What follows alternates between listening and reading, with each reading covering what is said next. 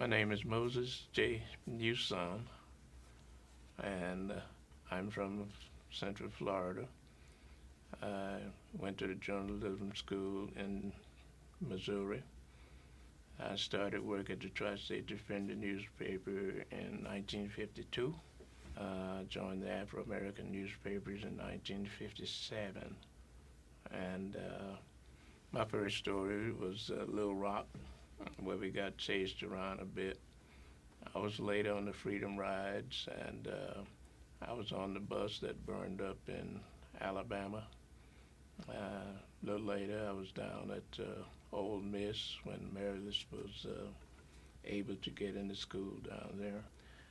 I mostly I was really concerned about the young people who were involved out there.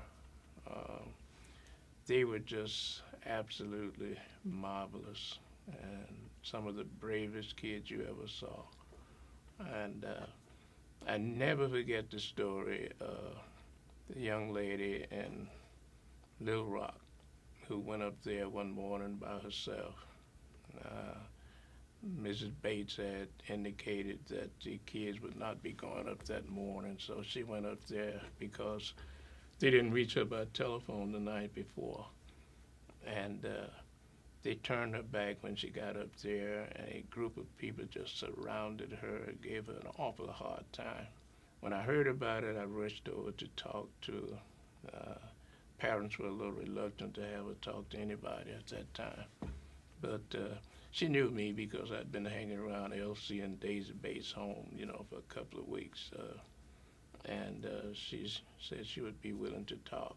Uh, she starts off talking about how scared she was and didn't know if she could make it back to the bus stop because she didn't know if her legs would hold up.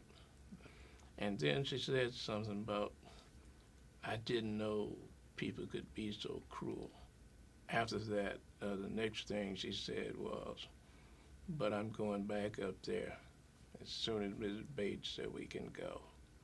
And it was just one of those cases when you stop writing and just listen at this 15-year-old young lady talk about what she was going to do. And that was pretty much true all over the country, where people on the front lines.